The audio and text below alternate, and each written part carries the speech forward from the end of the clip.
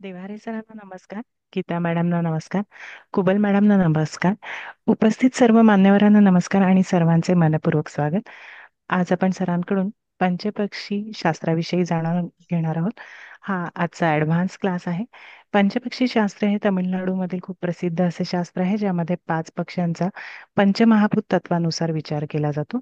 आपला जन्म कृष्ण पक्ष अथवा शुक्ल पक्ष व आपलं नक्षत्र पाहून कोणता पक्षी येतो ते निश्चित करून त्यानुसार यामध्ये विवेचन केले जाते. याविषयीचे आज विवेचन आपण सरांकडून जाणून घेणार आहोत. मी सरांना विनंती करते की त्यांनी आजच्या क्लासला सुरुवात करावी. तत्पूर्वी एक सूचना: उद्या गीता मॅडमचा कुंडली वाचन ही कार्यशाळा चालू होत आहे. ज्यांना कुणा या क्लासला ऍडमिशन घ्यायची असेल ते अजून घेऊ शकतात. त्यांनी मॅडमना संपर्क करावा. Thank you sir. Thank you madam. धन्यवाद धन्यवाद. नमस्कार सगळ्यांना. सगळ्यांचं स्वागत आहे. आता कुलकर्णी मॅडमने स्वागत केले, त्यांचं पहिल्यांदा स्वागत आहे. त्यानंतर चव्हाण मॅडम आहेत, कुबल मॅडम आहेत, दळवी साहेब आहेत, त्याच्यानंतर देशमुख मॅडम आहेत, हळदणकर मॅडम आहेत, सर्व कुलकर्णी आहेत, इत्यादी सर्व आदरणीय मान्यवर, त्या सगळ्यांचं स्वागत आहे. आज आपण महादशा हा विषय शिकणार आहोत. हे पहिल्यांदा मी तुम्हाला सांगितलं होतं. पंचपक्षीमध्ये महादशा आणि त्याचं जे काही वर्णन आहे किंवा त्याचा फलादेश कसा करावा या बाबतीमध्ये आज आपण त्याच्याबद्दल विचार करणार आहोत. तर आपल्याला कल्पना आहे की आपण जी पारंपरिक कुंडलीमध्ये महादशा पाहतो, ती महादशेचं जे काही भाग आहे तो चंद्र हा प्रत्येक कुंडलीमध्ये असतो आणि त्याच्यावरून स्पष्ट चंद्र जो असतो त्याच्यावरून महादशेचा अवधी ठरवला जातो की कुठली महादशा वगैरे आहे, काय आहे. आता जातकाचा पहिल्यांदा मॅडम जन्मतारीख लावतील. जन्मतारखेनंतर जातकाचं जे नक्षत्र असेल ते नक्षत्र त्याला अनुसरून जी महादशा असेल ती जन्मता महादशा येते. हा एक भाग आहे. पण त्यामध्ये आपल्याला जर जातक आपल्याकडे आत्ता आलेला आहे तर मागच्या दशेचा विचार करायचा असेल तर भूतकाळामध्ये जावं लागेल. आणि जर समजा त्या ठिकाणी तुम्हाला आत्ताच्या याच्यामध्ये विचार करायचा असेल की वर्तमान काळामध्ये त्याची परिस्थिती काय असेल अकॉर्डिंग टू महादशा, आणि तो पक्षी हा कुठे विराजमान आहे त्याच्या अनुसार त्याला फलित कसं मिळेल याचा विचार केला जाईल. मग अशा तऱ्हेने जेव्हा आपण एखादा पक्षी, एखादं स्थान, हे कोणत्या स्थानाबद्दलचा पक्षी आणि त्याचा दशेचा वापर कसा करावा, त्याच्यामध्ये मुख्य दशा तर आहेतच म्हणजे महादशा. त्यानंतर तिथे अंतर्दशा आहेत, प्रतिअंतर्दशा आहेत आणि प्राणदशा पण आहेत. तर या सगळ्यांचा वापर करून फलादेश कसा द्यावा याबद्दलची जी काही आपण पद्धती आहे ती आजपासून सुरू करणार आहोत. तर कोणाला काही कळलं नसेल तर हरकत नाही, मध्ये तुम्हाला जर काही विचारायचं असेल तर अवश्य विचारा. पण घरचा आवाज इथे ऐकू येणार नाही अशा याने तुम्ही विचारू शकता. नाहीतर काय होतं की घरातल्या आवाजाने इतर लोकांना त्रास होतो, मग प्रश्न हा पूर्णपणे सुटला जात नाही, सोडवला जात नाही. तर कृपया ही विनंती आहे. आता मॅडम तारीख वाचून दाखवतील आणि नंतर तुम्हाला त्या तारखेला तारीख लिहून घ्या तुम्ही. तारीख बघा मॅडम, जरा सांगा.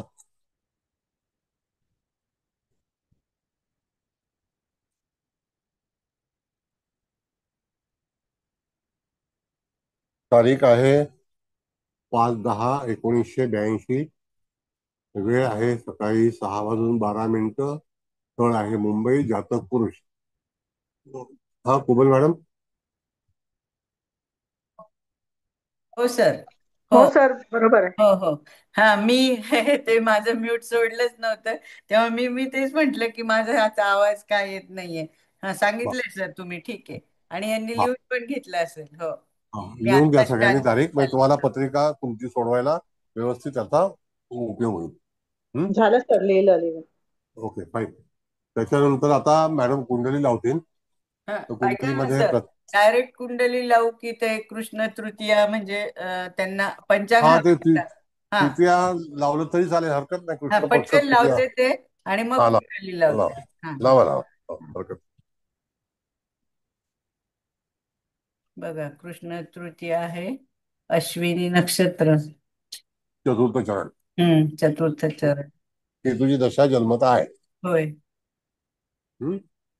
बरं, आता कुंडली लावा मॅडम. हो, लावते. बघा बघा, ही कन्या लग्नाची कुंडली आहे. हम्म. तर लग्नबिंदू जो आहे तो हस्त नक्षत्राचं पहिलं चरण आहे. पण त्या ठिकाणी आपण हस्त नक्षत्रात विचार करूया की लग्न हे कावळा ह्या पक्षामध्ये आहे. कळलं? आता मॅडम पत्रिका लावतील त्यावेळेला तुम्ही ती हे करून घ्या. त्यानंतर सूर्य हा पण हस्त नक्षत्रातच आहे आणि त्याचं सुद्धा जे पक्षी आहे तो कावळा आहे. चंद्र हा अश्विनी नक्षत्राच्या चतुर्थ चरणात आहे, पक्षी आहे मोर. त्यानंतर मंगळ हा ज्येष्ठा नक्षत्रात आहे, त्याचा पक्षी आहे घुबड. बुध हा हस्त नक्षत्रात आहे, त्याचं पक्षी आहे कावळा. शुक्र हा हस्त नक्षत्रातच आहे, त्याचं पक्षी आहे कावळा. शनी हा चित्रा नक्षत्रात आहे, त्याचा पक्षी आहे कावळा. आणि राहू जो आहे तो आहे आर्द्रा नक्षत्र, त्याचा आहे कोंबडा. आणि केतू जो आहे तो पूर्वाषाढा नक्षत्रात आहे धनु राशीमध्ये, त्याचं नक्षत्र आहे पूर्वाषाढा आणि पक्षी आहे घुबड. आता हे अशा तऱ्हेने आल्यानंतर जातकाच्या याच्यामध्ये कावळा हा 6 ठिकाणी आलेला आहे. बघा जरा व्यवस्थित मॅडम. ते हे लावल्यानंतर तुम्हाला आता ती लवकर ते जे पक्ष्यांची आहे ती. हा, कलर वाला लावा. होय मग याला कळेल.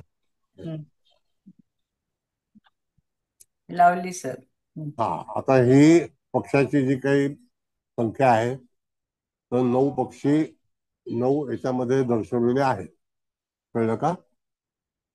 बघा सर, 6 कावळे, हा.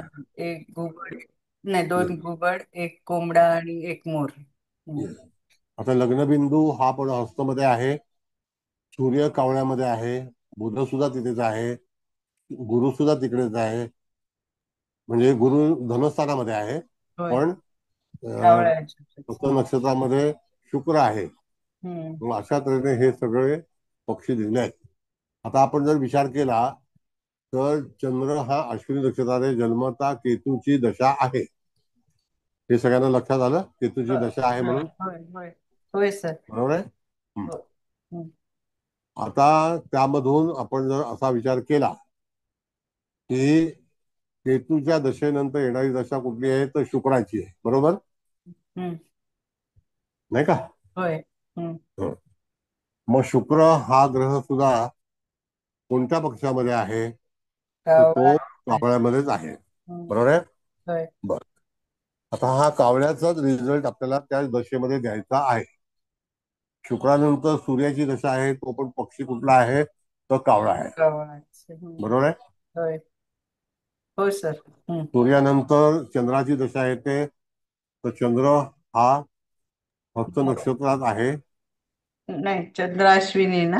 अश्विनीमध्ये हा, तर मोर त्याचा पक्षी आहे. म्हणजे दशा स्वामी जो आहे तो केतू आहे आणि तो मोर पक्षामध्ये आहे.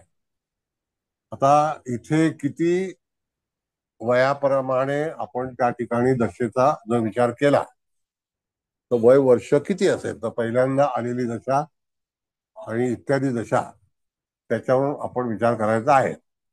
आता जातक आपल्याकडे आल्यानंतर त्या ठिकाणी तुम्हाला काय करायला हवं तर ते एकदा लक्षात घ्या. त्या ठिकाणी तुम्हाला मूळ पत्रिकेचा प्रश्न आणि मूळ पत्रिका तर तुम्ही लिहिलेलं कन्या लग्नाची पत्रिका आहे. बरोबर आहे. हो सर. बरोबर. वर्तमानामध्ये जातक आपल्याकडे आलेला आहे त्यावेळेला नेमकी महादशा कोणती आहे. आपण 2025 नोव्हेंबर पर्यंत मंगळाची महादशा आहे. कळलं? बघा, केतू 82 ला संपली, 2002 ला शुक्र संपली, 2008 ला रवी संपलं, 2018 ला चंद्र संपली, त्याच्यानंतर 2025 नोव्हेंबरला मंगळाची महादशा संपुष्टात आली, संपली. नंतर राहूची महादशा 2043 पर्यंत धरलेली आहे. 2043 आणि जन्म जी तारीख आहे त्याला अनुसरून आपण जर विचारलं हम्म. तर त्या ठिकाणी जन्माची तारीख 82 आहे. होय. बरोबर आहे. हो.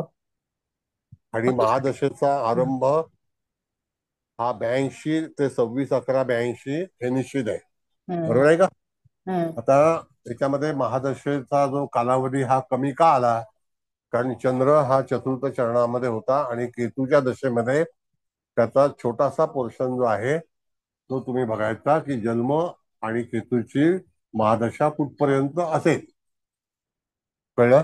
हा एक भाग झाला. त्यानंतर जातकाचं जे बालपण आहे ते पूर्णपणे वय वर्ष 22 आपण जर बघितलं, 20 आणि 2 22 साधारणतः 21 नाही का. होय सर. हो. मग त्या ठिकाणी महादशा शुक्राची कावळ्याचीच आहे. शुक्रदशा कुठली आहे. कावळा. कावळ्याचीच. बरोबर आहे. शुक्राचं स्थान कुठे आहे. तो धनस्थान आहे का लग्नस्थान आहे. लग्नस्थान आहे. लग्नस्थान आहे. बरोबर आहे. मग मग लग्नस्थानामध्ये असल्यामुळे जातकाला कावळ्याची फळं ही लग्नस्थानामध्ये जन्मता मिळतील का. तर चंद्र हा कुठेशी आहे. तर कन्याला चंद्र हा अष्टमात आहे. बरोबर आहे. म्हणजे मोराची जी दशा आहे मूळ दशा ही अष्टम स्थानाशी संबंधित आहे. त्याला जरी पक्षी मोर असला शुभ पक्षी आहे, पण तो पक्षी जरी अष्टमात आल्यानंतर त्याचं चंद्र सुद्धा अष्टमात आहे. तर जेव्हा आपण मूळ पत्रिका वाचतो जातकाची त्याला अष्टमातला चंद्र हा बालारिष्ट योगातला आहे. म्हणजे त्या ठिकाणी फलित करतेवेळी हा जातक निश्चितच जन्मताच काही कारणामुळे अतिशय डेलिकेट असेल. म्हणजे त्या ठिकाणी जातक यदा कदाचित अष्टमात चंद्र असणारी मुलं ही एकतर 8व्या महिन्यामध्ये किंवा पूर्ण 9 महिने 9 दिवस पूर्ण करत नाही आणि त्यांचा जन्म होतो असा संकेत ज्योतिषशास्त्रामध्ये आहे. आलं लक्षात. असं मानलं जातं. मग तसं तुम्हाला ठरवायचं आहे. मोर जरी पक्षी असला तरी चंद्र हा अष्टमात आहे, तर त्या दशेचा ह्या जातकावरती कुठल्याही तऱ्हेचा चांगला परिणाम होणार नाही. तो चिंताकारकच असेल. वाक्य लक्षात आलं. काही प्रश्न असतील तर विचारा.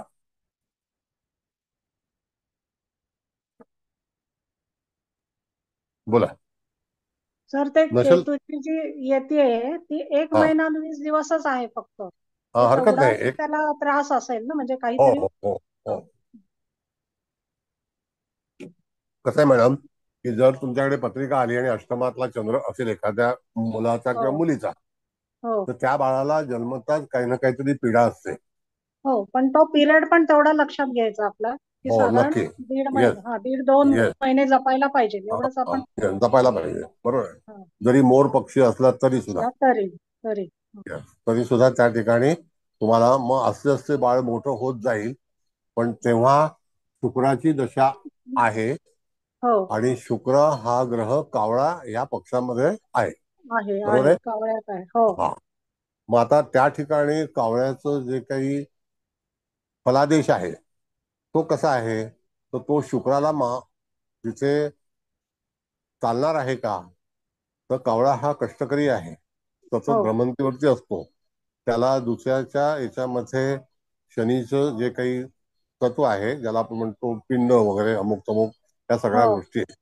दुसरी गोष्ट की कावळा जर लग्नी आणि लग्नामध्ये असेल आणि त्याची दशा असेल तर त्या ठिकाणी जातक हा आपल्या कुटुंबामध्ये त्याचा पुनर्जन्म झाला आहे असं आपल्याला गृहीत धरता येतं. कळलं का. तिथे आपल्याला फलादेश करतेवेळी ही गोष्ट मांडायची आहे. सर एक सेकंद. आता पुनर्जन्माचं काय सांगितलं ते परत सांगा ना प्लीज. कावळा जेव्हा लग्नी एखाद्या ग्रहासोबत असेल किंवा ग्रह असेल तिथे तर इथे शुक्र हा लग्नी आलेला आहे आणि तो शुक्र हस्त नक्षत्रामध्येच आहे का बघा. तर शुक्र हा हस्त नक्षत्रामध्येच आहे आणि तो लग्नी आहे आणि त्याचा पक्षी आहे कावळा. तर त्याचं शास्त्र असं सांगतं की कावळा हा जर लग्नी आला तर त्या ठिकाणी त्या जातकाचा जन्म हा पुनर्जन्म या कुटुंबामध्ये झालेला होता आणि तो तिथे झालाय. म्हणजे पहिला सुद्धा त्याचं कुटुंब हेच होतं. बऱ्याच वेळेला असं होतं की एखादी व्यक्ती एखाद्या कुटुंबामध्ये अपघाती निधन होतं आणि त्या दरम्यान त्याचं जो पुनर्जन्म होतो तो त्याच कुटुंबामध्ये काही भोगण्यासाठी म्हणून येतं. कधी कधी मॅडम असं असतं की हे जे ज्योतिष शिवशास्त्र आहे त्याच्यामध्ये काही कुटुंबाचे काही दोष असतात. तर ते दोष जे आहेत ते त्या माणसाला जन्मोजन्मी त्या ठिकाणी तिथे परतफेड करावी लागते. तुम्ही जर टेंबे महाराज जे आहेत त्यांचं साहित्य वाचलं असेल होय तर तुम्हाला कल्पना असेल की त्यांनी केवढे कष्ट काढले होय आणि एवढे कष्ट काढून नंतर ते महात्मा झाले. म्हणजे ते मोठे झाले, म्हणजे फार त्यांचे संत झाले. मग त्या वेळेला असा एक व्यक्ती जन्माला येतो की तो अनेक प्रकारचे कष्ट काढतो करतो आणि नंतर तो संत होतो. त्याच्या मागे फार परिश्रम असतात. तर तसंच अनेक जन्म आपल्याला कधी कधी त्या ठिकाणी सिमिलर कुटुंबामध्ये राहिलेलं कर्म हे पूर्ण करायचं असतं, म्हणून त्या ठिकाणी जातक जन्म घेतो. आणि हा जन्म जो आहे हा आपल्याला त्या अगोदरच्या जन्माची परतफेड करण्यासाठी बरी वाईट दोन्ही गोष्टी आहेत त्याच्यामध्ये. तर त्या तशा सांगितलेल्या आहेत. मग त्याने कसं सुख असेल कसं दुःख असेल हा भाग त्याच्यामध्ये विचार केलेला आहे. आता दुसरा एक भाग सर आपण बोला बोला. आता लग्नी इथे 4 ग्रह आहेत. जर कोणताही ग्रह लग्नी नसेल आणि फक्त लग्नाला कावळा हा पक्ष आलेला असेल तरी सुद्धा आता सांगितलं तसाच विचार करायचा का?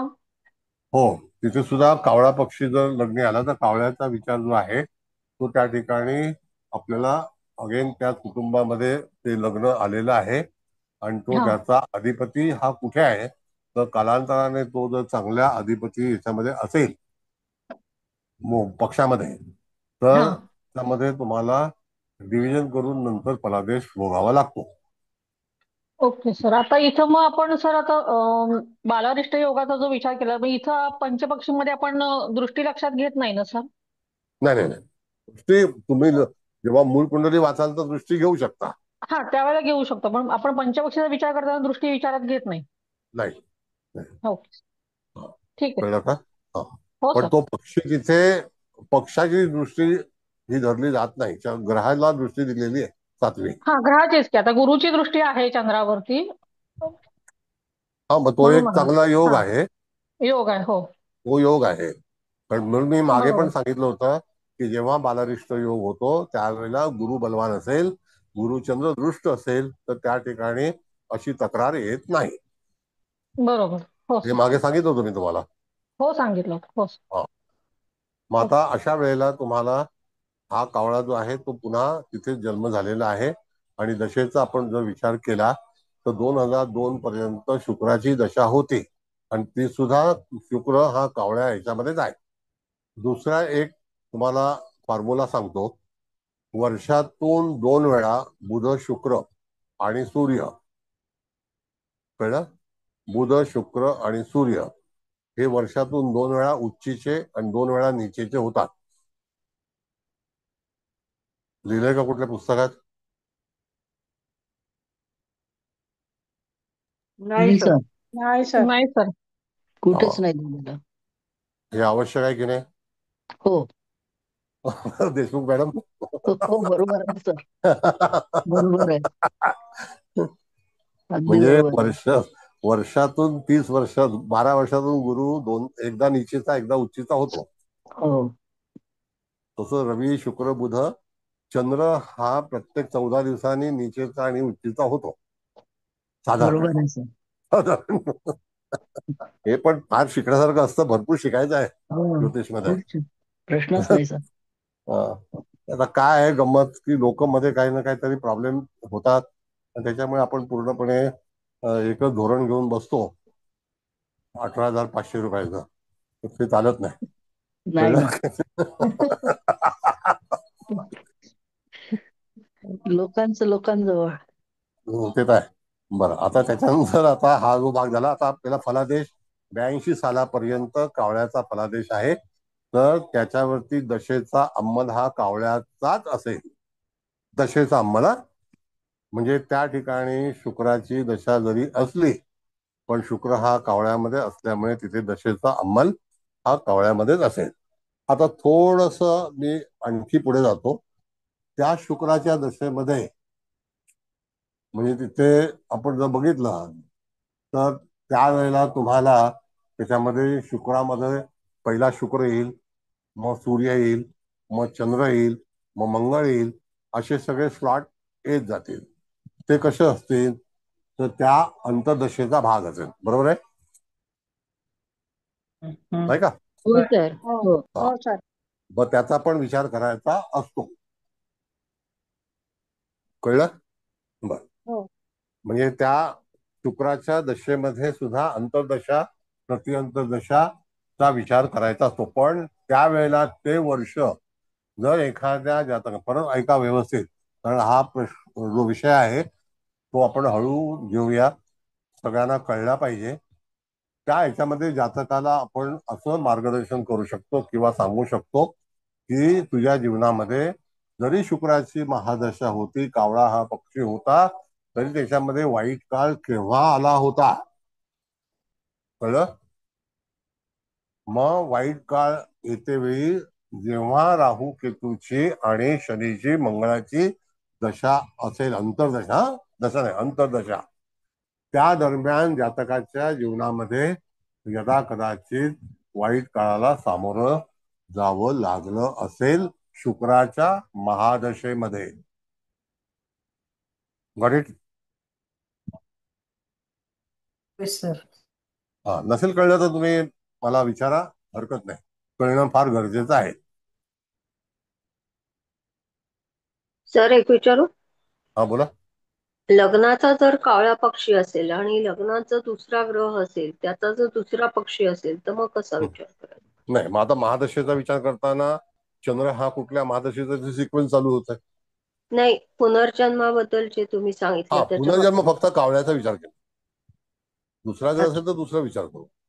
नाही, लग्नातच असेल तर. तेच सांगतो ना, दुसरा असेल ना. आता उदाहरणार्थ आपण समजूया की गिधाड नावाचा पक्षी आहे, बरोबर आहे? आणि आपण त्या ठिकाणी विचार केला की मागील काळामध्ये हे सगळं जे आहे ना मॅडम, ज्योतिष आपलं जे आहे ते इति पूर्वकर्मानुसार. आता ज्यावेळेला पास्ट लाईफ हा उच्चार येतो की नाही, तर दरवेळेला मागील जन्मच असेल असं नाही. कळलं? आता पास्ट लाईफ आपण जर बघितलं की आपण घालवलेलं आयुष्य, मॅडम. हो, ऐकते सर. हा, म्हणजे आपण मागील काळामध्ये घालवलेलं आयुष्य हे कुठल्या पक्षाच्या अंतर्गत होतं. आता जर समजा त्या ठिकाणी गिधाड नावाचा पक्षी असता, असं तुमचं म्हणणं आहे, आपण एक विचार करूया. तर त्याला फलादेश काय देऊ की पूर्वकर्म हे गिधाडाच्या अनुषंगाने तुझा जन्म झालेला आहे. आता जेव्हा एखादा आपण पारंपरिक पत्रिकेमध्ये लग्नी गुरु आहे असं आपण समजूया, त्यावेळेला जातकाचा हा ब्राह्मण कुळातील जन्म असेल असं गृहीत धरून उच्च शिक्षित कुटुंबातून तू निधन पावलायस आणि नंतर तुझा जन्म झालेला आहे. म्हणजे ह्याच्या पुढे लग्नी गुरु असल्यामुळे तुझ्या जीवनामध्ये मान सन्मान वगैरे वगैरे या सगळ्या गोष्टी येणार आहेत. हे आपण पारंपरिक ज्योतिषमध्ये सांगितलं जातं. येतंय का बरोबर? हो हो, धन्यवाद सर, छान सांगितलं. मग त्यालाच अनुसरून आपण पुढच्या पत्रिका ज्या आहेत त्या अशा वाचायच्या.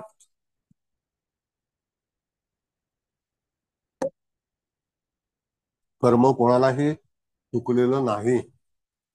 कर्माचं जे भोग आहेत ते अत्यंत कठीण आहेत.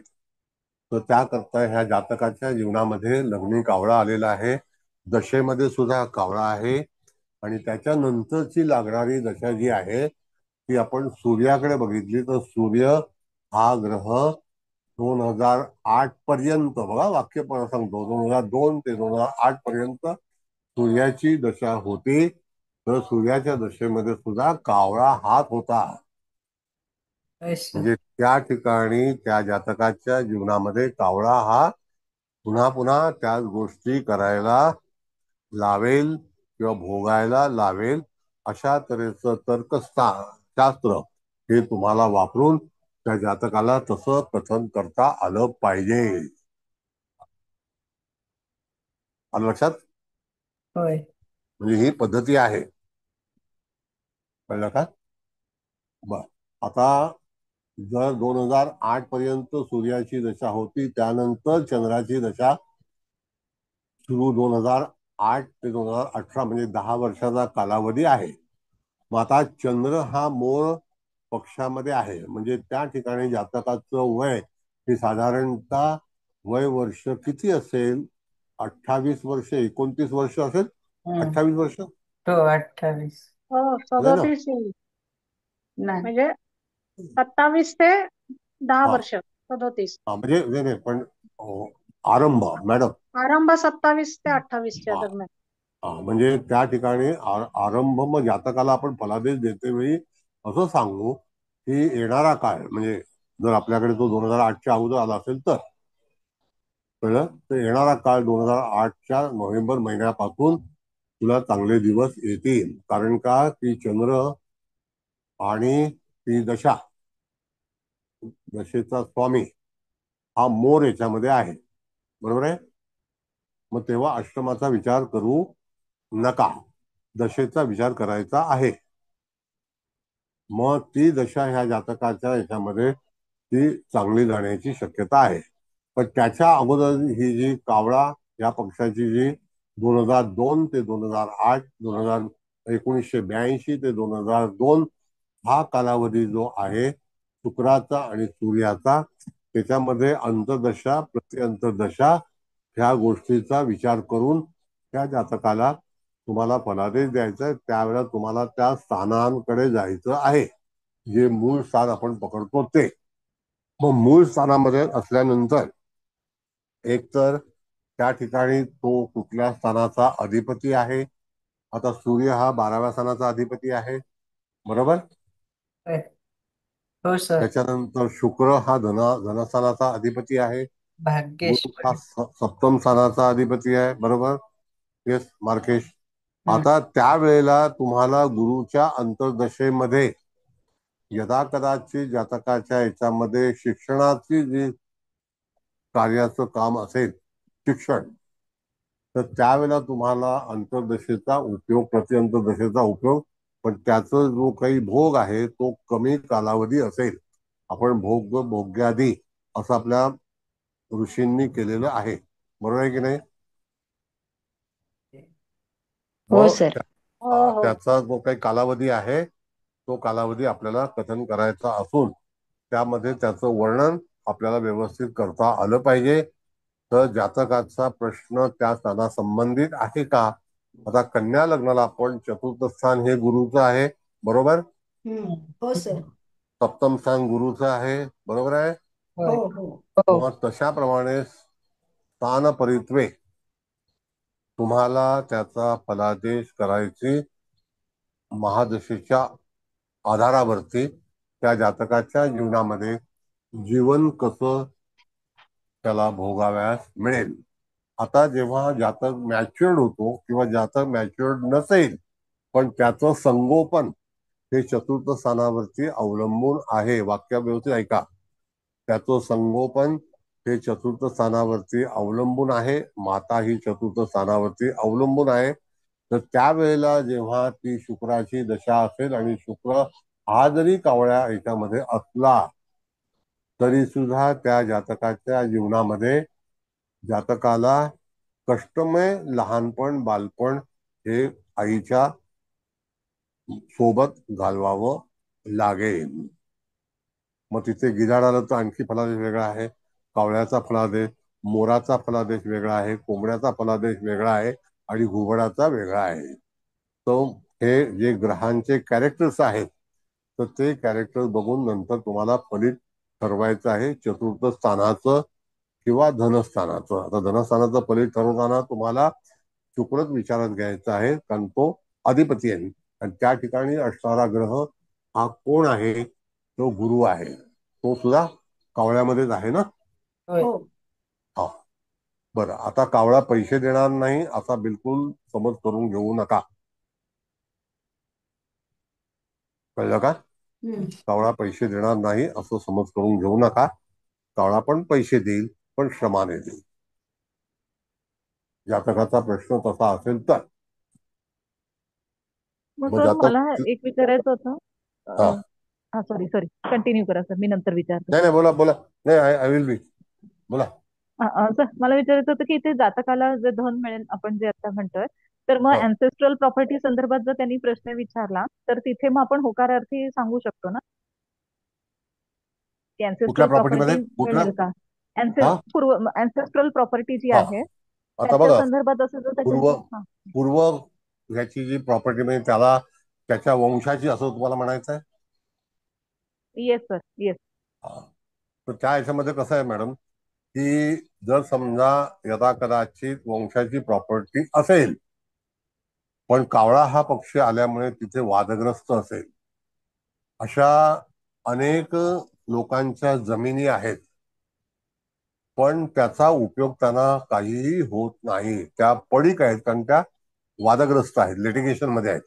आता ते त्यांच्या जिवंत असेपर्यंत मिळतील का? का मिळणार नाही? You got it? Yes sir. आता जसं की एक व्यक्ती आहे, त्या व्यक्तीची साधारणतः 150 एकर जमीन ही मालेगाव आणि तिथे पुढे जाऊन धुळे मालेगाव लागतं त्या ठिकाणी आहे. पण आता तो 68 वर्षाचा आहे आणि त्याच्यामध्ये वाद चाललेले आहेत. आता ती प्रॉपर्टी वंशाची आहे, त्याच्यामुळे तो तिथे राहतो, खातो, जगतो, पण त्याला विकण्याचे अधिकार नाही. Got it? आलं लक्षात सर. बरं. त्या दिवशी एक प्रॉपर्टी पकडली गेली, एका हैदराबादच्या राजाची 150 एकर जमीन एका ड्रायव्हरच्या नावावर. आता ती लिटिगेशन मध्ये गेली. मग कधी कधी मिळालेलं जातं, त्याचे खोटे दस्तावेज पकडले गेले, त्याच्यावरती 11 कोटी रुपये स्टॅम्प ड्युटी भरायला पाहिजे होती, ती भरली नाही. गिफ्ट डीड ही कोणाला करता येते, त्याचे काही नियम आहेत. वारसा हक्क आहे का, ह्या सगळ्या तांत्रिक म्हणजे गोष्टी आहेत. भिडे मॅडमला जास्ती माहिती आहे त्याच्यामध्ये, मला माहिती नसतं. कळलं? हा भिडे मॅडम, काय म्हणता तुम्ही? ओनर असावा लागतो तरच गिफ्ट डीड करता येतं, अदरवाईज अदरवाईज नाही. म्हणून तिथे दानपत्र वगैरे वगैरे जे आहे ते सगळं वेगवेगळ्या प्रकारे टेक्निकल प्रॉब्लेम आहेत. तर राहुल मॅडम, तुमच्या प्रश्नाचं उत्तर मिळालं का? हो हो सर, येस मिळालं सर, थँक्यू. ठीक आहे. आणि प्रत्येक मनुष्य, मी तुम्हाला सांगतो, एका फुटावर उभा आहे ना, त्या फुटावरती समजा विठ्ठल उभा आहे एका विटेवरती, आपल्याला पण त्याचं जीवन जगावं लागतं. हा खरं आहे. हे आपल्याला वाटतं की माझं हे आहे, माझं ते आहे, काही नाही. एक जितना पेट है उससे ज्यादा खा नहीं सकता, एक बिस्तर से ज्यादा सो नहीं सकता. कळलं? किती प्रॉपर्टी असो. अगदी बरोबर आहे. असं आहे. बर, आता आपल्याला दशेच्या अनुषंगाने तुम्हाला पत्रिका आणि हे नक्षत्र बरोबर मॅच होत आहेत का? बरोबर तुमच्या लक्षात येते? सर येते ना. Yes sir. हो सर. हो सर, येते. लक्षात येणं फार गरजेचं आहे. पण मी तुमच्याकडून 18,500 रुपये घेतलेले आहेत, कळलं का? काही काय बोलता सर.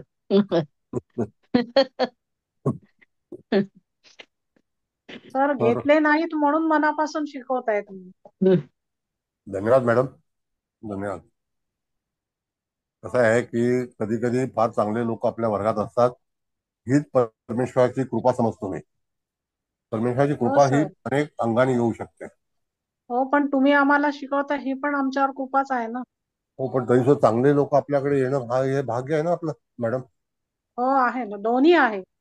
प्रश्नच नाही. येस, कुठेतरी मागच्या जन्मीचे लागे बंधे आहेत, नक्की जेव्हा नक्की. एकत्र आले तेव्हा संबंध आला. Yes yes. नाही तर चांगले लोक मिळणं फार कठीण आहे. किती लोकांनी विरोध केला तरी सुद्धा मी क्लास कंटिन्यू केलाय, त्याच्यामध्ये कुठल्याही गोष्टीचा हे नाही झाला. अनेक हल्ले पचवले आम्ही. ती परमेश्वराची शक्ती आहे आणि विचार आहेत. हरकत नाही. धन्यवाद मॅडम. हो. बर. पुढे मग आता इथे कावळ्याचा संदर्भ आपण घेतला, चतुर्थ स्थानाचा संबंध घेतला. चतुर्थ स्थानाचा अधिपती हा गुरु आहे आणि तो कावळा आहे, म्हणजे त्या ठिकाणी कष्टमय असेल, आईला सुद्धा तसंच भाग आहे आणि वास्तव्याला पण तसाच भाग आहे.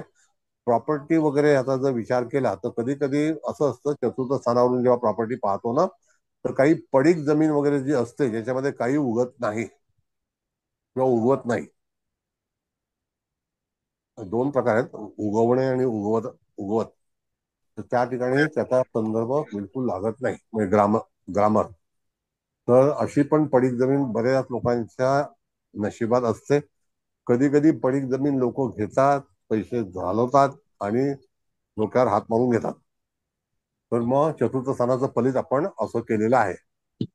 पंचम स्थानामध्ये येणारी रास जी आहे ती शनी महाराजांची आहे, नाही का? आणि शनी महाराज स्वतः कावळ्याच्या चित्रा नक्षत्रामध्ये आहेत, चरणामध्ये. बरं. आता यदा कदाचित तुम्हाला इच्छा असेल किंवा असं वाटत असेल तर तुम्ही जर त्याच्या पुढचा जो दरिद्रांश आहे चित्रा नक्षत्राचं चतुर्थ चरण, तर त्याचा सुद्धा तुळ राशीतला विचार करू शकता, जो सूक्ष्मांशामध्ये तुम्हाला जर विचार करायचा असेल तर. पण इथे पक्षाचं हे नातं आहे, तर त्या ठिकाणी शनी ग्रह जो आहे तो कावळ्या याच्यामध्येच आहे. तर यदा कदाचित शिक्षणाचा जो काही भाग आहे किंवा उच्च शिक्षणाच्या बाबतीमध्ये आपण बघितलं तर उच्च शिक्षणासाठी म्हणून शुक्राचाच विचार केलेला आहे, कारण भाग्यस्थान हे शुक्राच्या अंतर्गत आहे ना. मग केंद्र आणि त्रिकोण, तर ते सगळं कावळ्यामध्येच मिक्सचर आहे. सर एक विचारू का मी? बोला बोला. आपण चतुर्थ स्थानामध्ये गुरुची रास आहे आणि गुरुला कावळा मिळालेला आहे, पण तिथे केतू आहे आणि त्याला घुबड मिळालाय, तर मग कसं प्रेडिक्शन करायचं? नाही, पहिला आपण चतुर्थ स्थाना संदर्भात विचार करत आहोत. मग चतुर्थात घुबड आला तर कालांतराने घुबडाचं नशीब आपल्याला मिळेल. अच्छा, म्हणजे जेव्हा दशा येईल केतूची तेव्हा असं. ओके ओके, आलं लक्षात. दशेचा पोर्शन जो आहे ना मॅडम, हा ज्यांनी विचार करून बनवला, अतिशय हुशार मीना राव नावाचे ग्रहस्थ होते, त्यांनी 20 दशेचा पाया आणला. त्यांनी विचार केला. हरकत नाही, त्यांचे आभार आहेत आपण, आपल्यावरती कृपा आहे. तर मग पंचम स्थान आणि भाग्यस्थान आपण जर बघितलं तर ते सुद्धा कावळा ह्या पक्षामध्येच आलेलं आहे. म्हणजे इथे त्या व्यक्तीला श्रम काही त्याच्यातून सुटलेले नाहीत अकॉर्डिंग टू दशा. त्याच्या इन बिटवीन जर समजा जर चांगल्या दशा लागल्या आणि त्याच्यामध्ये चांगला तिचे पक्षी लाभला, आता इथे चांगला पक्षी लाभायला मोर आहे आणि कोंबडा आहे, आणि दुसरा शेवटचा केतू आहे जो घुबड आहे. मंगळ पण आहे ना, मंगळ पण आहे घुबड मध्ये. येस. मग त्या ठिकाणी त्याचं जे स्थान आहे, आता आपण जर समजा त्या ठिकाणी जे जे कॉमन जोड्याक आहेत द्विस्वभावी राशी, त्याच्यामध्ये दशम स्थान जे आहे तर ते धनुराशीकडे आहे ना, का कोणाकडे आहे? मिथुन राशीकडे. मिथुनेकडे आहे. मग मिथुन राशीचा बुध हा कशात आलेला आहे? कावळ्याचा. तिथे ह्या अख्ख्या कुंडलीमध्ये जेव्हा बघावं तेव्हा सगळे काव काव काव काव, वडापाव वडापाव. पु ल देशपांडे म्हणायचे मुंबईमध्ये काव काव वडापाव. कळलं? तर तसं हे कावळ्यामध्येच नशीब आहे. आता ह्या दशाच्या ह्याच्यामध्ये तुम्ही कितीही जरी प्रयत्न केला तर पंचपक्षीच्या अनुषंगाने ज्यावेळेला आपण एखादी पत्रिका वाचणार आहोत तर त्यावेळेला संदर्भ घेतेवेळी तुम्हाला भाग्यस्थानामध्ये सुद्धा कावळा, दशम स्थानामध्ये सुद्धा कावळा, चतुर्थ स्थानामध्ये कुठला येतो? गुरु. गुरु म्हणजे धनुरास आहे, तोही कावळाच आहे. कावळाच. होय. म्हणजे एवढे कावळे आलेले आहेत, याचा अर्थ त्या ठिकाणी पत्रिका पंचपक्षीच्या आधारावरती काय सांगते तुम्हाला? सर चारी केंद्रस्थानात कावळाच आहे. येस. सर केंद्र आणि कोणस्थान पण. हो, कोणस्थान पण कावळाच आहे. मग आता जर समजा आपल्याला संदर्भ घ्यायचा झाला, आता तुम्ही सगळे हुशार विद्यार्थी आहात, तुम्ही इथून तिथून कधी तांदूळ, कधी गहू, कधी डाळ, कधी काय, कधी साखर, कधी गुळ, हे सगळं बघितलं तर तुम्ही सगळ्या अनुषंगाने अष्टक वर्ग आहे, पारंपरिक आहे, नाडी आहे, अगस्ती नाडी आहे, पंचपक्षी आहे, या सगळ्यांचा विचार करून जेव्हा फलादेश देता त्याला तुम्हाला इथे सापडतं की नेमकं ट्यूबर कुठे आहे. कळलं का? माणसाच्या जीवनामध्ये हे सगळं असंच आहे, हे जीवनच असं आहे. या जीवनामध्ये कोणाची शाश्वती नाही, हे वर्तमान क्षणभंगूर म्हणाल तर तसंच आहे.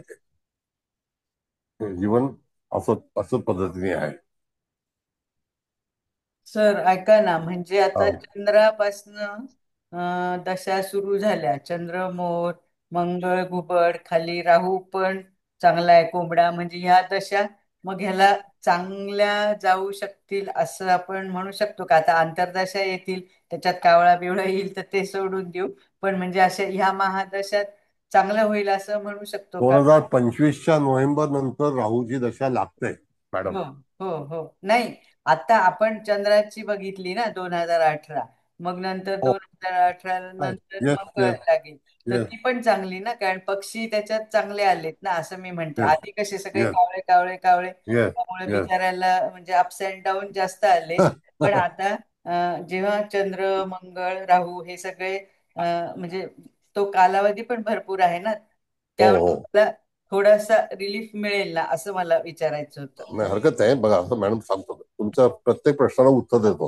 हम्म, हम्म. 2025-26 नोव्हेंबरला पूर्णपणे दशा जी आहे मंगळाची समाप्त होते, हो हो हो. बरोबर आहे. हम्म, हम्म. त्यानंतर 2048 पर्यंत 43. 43 पर्यंत हम्म. 2043 पर्यंत राहूची दशा आहे, होय होय होय 18 वर्षाची. होय. आता ह्या 18 वर्षामध्ये सुद्धा त्याला मिळालेला कोंबडा हाच तिथे पक्षी आहे, हो हो नाही का? होय. मग इथे कोंबडा हा त्याला थोडस लिफ्ट देईल. हम्म, हम्म, त्यावेळेला नेमकं बघायचं मॅडम की 2025 पर्यंत त्या व्यक्तीचं वय किती झालंय आता. हो ना हो ना. हो, थांबा बघते. 82 ते 25, 25 आणि वरती 20, 43. 43 वय, 43 वय. म्हणजे त्याला 43 अधिक 18 ही संधी आहे, होय होय होय. नाही का? आणि त्याला मेजर कोंबडा आल्यानंतर त्याच्यामध्ये सुद्धा अन्य भिन्न पक्षी येण्याची शक्यता आहे. हा हा, येईल ना, बरोबर आहे. बरोबर आहे. बरं, आता शेवटी तो नशीब घेऊन, बघा वाक्य ऐका व्यवस्थित, आता विषय फार इंटरेस्टिंग आहे. जेव्हा तो नशीब घेऊन आलाय तर सगळे कावळे आणि घेऊन आलेला आहे. जेव्हा आपण अंतर्दशा, प्रति अंतर्दशा, प्राणदशा ह्या सगळ्या जेव्हा पाहू तेव्हा तुम्हाला मिळवलेले पक्षी जे बिटकॉइन्स आहेत, कळलं, तर ते त्याच्यावरती अप्लाय करायचे आहेत. प्रश्न फार महत्वाचा आहे. म्हणजे ही पत्रिका किंवा अन्य पत्रिका आपण मांडू त्यावेळेला त्या ठिकाणी तुम्हाला आणखी फार चांगल्यापैकी वर्णन करता येईल असं मला वाटतं. म्हणजे 2025 नंतर त्याला आपण हे देऊ शकतो का, आशा देऊ शकतो का? 2018 नंतरच ना सर, कारण 2018ला ठीक आहे. मंगळाची सुरुवात होईल ना, तेव्हापासून त्याचा चांगला कालावधी सुरू होऊ येस शकतो येस. ना. पण आता नोव्हेंबर जवळ येणार आहे, होय होय. तो नोव्हेंबरच्या दरम्यान राहूची दशा लागणार हे नक्की आहे, बरोबर आहे. Yes yes yes. हो. त्या दरम्यान त्या जातकाच्या जीवनामध्ये काही बदल होतील का? होतील. म्हणजे कोंबडा आहे, कोंबडा हा आता आणखी एक ठिकाणी जायचं आपल्याला. आपल्याला कोंबडा हा आर्द्रा नक्षत्राकडे आहे आणि ते नक्षत्र हे कुठे येतं तर दशम स्थानामध्ये येतं. होय होय सर. हा, आर्द्रा नक्षत्र कुठे येतं? दशम स्थान. आर्द्रा 3. म्हणजे समथिंग न्यू ज्याला आपण म्हणतो वर्किंग, कळलं का? मग त्याला थोडासा आपल्याला अंतर्मनामध्ये जाऊन त्याचा फलादेश जो आहे तो भिन्न फलादेश तुम्हाला कॅल्क्युलेट करता येईल. कळलं? मग दशम स्थान हे प्रामुख्याने जेव्हा ऍक्टिव्ह होईल, ज्याला आपण म्हणतो, तर त्यावेळेला तिथे दशा जी आहे ती कोंबडा ह्या पक्षाच्या अंतर्गत असेल आणि त्या आधारावरती त्या जातकाच्या जीवनामध्ये थोडासा सूर्य उगवण्याची चिन्ह आहे. आणि विचारू कसं त्या तुम्ही हा हा नाही नाही नाही नाही नाही ऐका ना, नाही. हे तर आहेच जे म्हणजे न्यू बिगिनिंग किंवा न्यू वर्किंग असं म्हणताय, Yes, कारण yes. राहूची दशा आहे. मेन आपण दशा कुठल्या ग्रहाची ते बघतो, पण हो. हा राहू दशमात आहे. मग दशमेश म्हणून बुध कावळ्यात आहे, तर त्याचा पण थोडासा इफेक्ट होण्याचे चान्सेस आहेत का? हो आहे ना, होऊ शकतं ना. आता दुसरा ट्रायंगल कसा माहितीये का, थोडा हायर स्थितीमध्ये. आता तुम्ही सगळे उच्च शिक्षित आहात, तर त्या ठिकाणी आपण जे नक्षत्राची मांडणी आपण करतो 9-3, बरोबर आहे. 3 नक्षत्र जी आहेत, 3 जे स्लॉट आहेत ते एका ग्रहाचे आहेत. 9 ते 27 ना, तर 3 नक्षत्र दिलेली आहेत त्यांना. त्याला अनुसरून प्रत्येक स्थानाला ते नक्षत्र कदाचित पुढे जाऊन आपण भावमध्य पाहू, ते आज पाहणार नाही आहोत, त्यावेळेला पण तुम्ही त्याचा संदर्भ घेऊ शकता. पण आता सध्या कोंबड्यावरती आशा ठेवायला हरकत नाही. वादच नाही, कोंबड्यावरच ठेवणार ना, कारण राहू तिथे राहू. मी घुबडावरती पण आशा ठेवायला हरकत नाही. आणि घुबड हा अष्टमात आहे, चंद्र तिथे आहे, आणि तोच घुबड जर आपण पाहिला तर त्या ठिकाणी धनुराशी जी आहे ती चतुर्थामध्ये मूळ नक्षत्रावरती सुद्धा अंमल करते का? हो ना, हो ना, आहे ना. केतू घुबड नाही, मध्ये धनुराशी धनुराशीतच आहे ना केतू, आणि पूर्वाषाढा नक्षत्रात आहे. मग अशा वेळेला तुम्ही संदर्भ नक्षत्राचा घेऊ शकता. मी तुम्हाला परत सांगितलं की त्या ठिकाणी मूळ नक्षत्र हे जे आहे हे मोरामध्ये येईल, कळलं? आणि मंगळ हा कशामध्ये आहे? मंगळ ज्येष्ठा 1 मध्ये आहे, घुबडमध्ये, आणि तो पराक्रमात आहे, ज्येष्ठा नक्षत्र. मॅडम, हो ना, हो ना, मंगळ पराक्रमात, बरोबर आहे, ज्येष्ठा नक्षत्र पण. मग अशा तऱ्हेने जातकाचा प्रश्न सोडवते वेळी वर्तमान स्थितीमध्ये त्याची मागील पत्रिका जी त्याच्या जन्माच्या वेळेला असेल त्याप्रमाणे त्या जातकाचा जो काही विचार असेल किंवा त्याचा प्रश्न सुटेल का, त्याला ग्रहमान कसे असतील, दशा स्थिती कशी असेल, याचा आधार घेऊन तुम्हाला पुढे जाऊन त्याला विचार सांगायचे आहेत. बघा, प्रश्न विचारायला बिलकुल हरकत नाही. तुम्हाला अगदी सगळं चांगलं शिकलं पाहिजे. म्हणजे सुरुवातीच्या केतू, शुक्र, सूर्य म्हणजे 2008 पर्यंत ह्याला भरपूर कष्ट आहेत. मग जेव्हा 2008ला चंद्राची म्हणजे महादशा सुरू होईल, तिथपासून त्याला रिलीफ मिळायला लागेल, तर तो राहूच्या दशेपर्यंत म्हणजे 2043 पर्यंत. अंतिम त्यानंतर आपण गुरुची दशा धरली नाही, कारण आता आयुष्य किती असेल तेव्हा. आणि ते गुरु पण नंतर, आता तो गुरु पण कावळ्यातच आहे ना, पुढची राहू नंतर कावळ्याची दशा आहे ना, कावळा, शनी पण कावळा. मग काही नाही, मग एवढं ह्याच्यात त्याने काय करायचं ते भरपूर करून ठेवायचं, आणि मग नंतर ओके. बरोबर.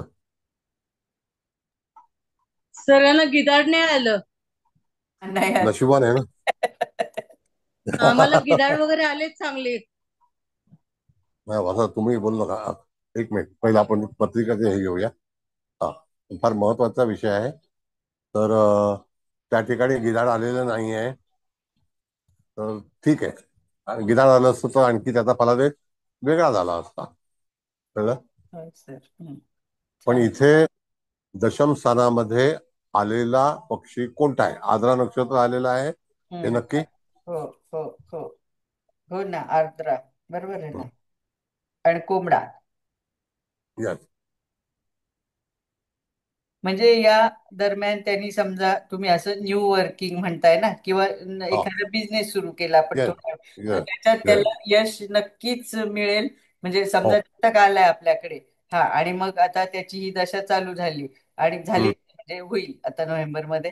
आणि त्यांनी म्हणजे असे विचारतात ना लोक की मला नवीन व्यवसाय सुरू करायचा आहे, करू का? तर मग आपण हो सांगायचं ना, सांगू हो शकतो ना म्हणजे. हो सांगू शकतो. म्हणजे हा. एखाद्या वेळेला हम्म, आर्द्रा नक्षत्राचा जेव्हा हम्म, दशेचा भाग येईल, हम्म. राहूचा तो 2025च्या नोव्हेंबर महिन्यामध्ये येतोय होय. आणि डिसेंबरच्या 25 पासून तुझ्या जीवनामध्ये बरोबर. कलाटणी निश्चित येईल, हा. असं आपल्याला सांगायला हरकत नाही. हा, ऐका ना, ती कलाटणी हम्म, तर सांगू शकतो, पण आता हम्म. त्याचा असा समज होईल, अरे ह्या मॅडमनी किंवा तुम्ही सरांनी आपल्याला सांगितलंय, पण आपण त्याला मग पुढची पण कल्पना द्यायला हवी की नको? आता घरचे असेल तर देऊच, पण आता जातक म्हणजे बाहेरचा आलाय, त्याच्यानंतरच्या दशा त्याला नाही येत ना चांगल्या, म्हणजे चांगल्या पक्षाच्या. तर म्हणजे तिथे तू सांभाळून राहा किंवा काय, किंवा एवढ्या पिरियड मध्ये तुला जास्त यश आहे इतकं, म्हणजे काय काय सांगायचं एक्झॅक्ट? आता ऐका 2 मिनिटं मॅडम. हा. जन्मताच हे पक्षी आलेले आहेत, होय. बरोबर आहे. हम्म. तो ओढून ताणून पक्षी आणू शकणार नाही. नाही ना, नाही. हा. कळलं का? हा. किती झालं तर माझा फोटो दिसतोय का तिथे त्या ह्याच्यावरती? हो हो, सगळं दिसतंय, व्यवस्थित दिसतंय. हा. ओढून ताणून तो काही आणू शकणार नाही. नाही नाही, बरोबर आहे. हा. याचा अर्थ जन्मता जे त्याला प्राप्त झालेलं आहे हो. ते त्याचं नशीब. हा, पण ते आपल्याला कळतंय ना, त्याला थोडीच कळणार आहे ना, असं मी नाही, आपण सांगायचं ना की बाबा हो तू नशीब हो. घेऊन येताना असं हा घेऊन आलेला आहेस हा की हा ज्याच्यामध्ये सगळे कावळे आलेले आहेत हा. आणि त्या स्थानावरती नाही, तुला जेव्हा हा, हा तेच तेच मला तेच म्हणायचंय की आपण त्याला असं बिनदिक्कत सांगू शकतो का, का त्यांनी जेवढं विचारलंय आता आलाय आणि मी हा असं असं मला बिझनेस करायचा आहे, सुरू करू का? आपल्याला पण पॉझिटिव्ह म्हणजे दशा दिसते, राहूची जरी असली तरी त्याला कोंबडा मिळालाय, छान जातीये, हे आपण ऍज अ ऍस्ट्रॉलॉजर आपल्याला कळतंय. पण मग कर, आणि मग त्यांनी खूप अशी लांब पल्ल्याची मोठी उडी मारली आणि मग नंतर, आता नंतरच्या दशा चांगल्या नाही आहेत ना, पण मग आपण त्याला असं पण सांगू शकतो ना की एवढ्या वेळापर्यंत तू कर, पण नंतर तू सांभाळून राहा, असं सांगायला हवं बरोबर का? आहे. असं मी बरोबर आहे. विचारते. हा हा. येस येस येस कारण इट इज. आपल्याला दिसतंय ना ते. हा हा. हो, मग आता भाग असा आहे ना मॅडम, हम्म की राहूमध्ये पहिला राहूचा पार्ट आहे, हम्म. नाही का? होय. राहूमध्ये राहूचा पार्ट आहे, नंतर गुरुचा थोडासा हे. प्रत्यंतर दशा येईल, हा. हो हो हो. नाही का? मग तो तो मी सुद्धा होय. मोठा ती पोर्शन. हा हा, हा हा. 3 येस मॅडम. वर्ष ते साधारण येतील. हो. हा, म्हणजे राहूच राहू. 28 हो. हम्म 28 हम्म. हो, 28 2028. 28 पर्यंत राहू 25 ते असणार. 28 हो. पर्यंत. हा, म्हणजे म्हणजे 28. त्याच्यामध्ये येस, त्यांनी काय कमवून घ्यायचं ते कमवून घ्यायचं, हम्म. आणि बरोबर. नंतर पुढच्या 3 दशा म्हणजे परत अंतर्दशा गुरु शनी बुध येस हो. येस, याच्यापर्यंत त्यांनी स्टेबल राहायचं, म्हणजे जास्त हम्म. उडी बरोबर घ्यायची नाही किंवा असं बरोबर. आपण फक्त सांगू शकतो. आणि येस येस नंतर परत केतूची येते येस अंतर्दशा घुबड, येस तिथे येस, ती परत तेवढा ती करेक्ट थोडा करेक्ट कमी काळ असेल, हो. पण करेक्ट. तिथे परत तो काही म्हणजे करू शकतो असं हम्म. आपण धरू शकतो ना. हा. बरोबर, अगदी अगदी अगदी बरोबर आहे. मॅडम जरा चार्ट काढता का तुम्ही? काढते. अगदी बरोबर. म्हणजे आता तुम्ही जे विश्लेषण केलेलं आहे त्या आधारावरती तुम्हाला पुढचं वाटचाल करायची आहे इत्यादी लोकांसोबत. म्हणजे हा हो जो भाग आहे हा बेस आहे. हम्म. आता ह्या बेसमध्ये तुम्ही ज्याला जाळलेले शब्द भरा. पुण्यातील सगळ्यात श्रीमंत व्यक्ती कोण? कळलं? सर, तर पण तसे याच्यामध्ये आपण प्रत्यंतर दशांचा विचार करू तर त्यावेळेला हा जर या हा कावळ्याच्या आल्या तर तेवढा हा पिरियड पुन्हा ब्रेक हा लागेल ना. नाही, मग थोडासा त्यावेळेला कष्ट घेऊ. शेवटी बघा मॅडम, आलेले हा. सगळे कावळे आहेत, हो त्या कावळ्याचा विचार करणं गरजेचं आहे. हो, तुम्ही गरजेचं प्रत्यंतर आहे ना. मध्ये कष्ट तर आहेतच.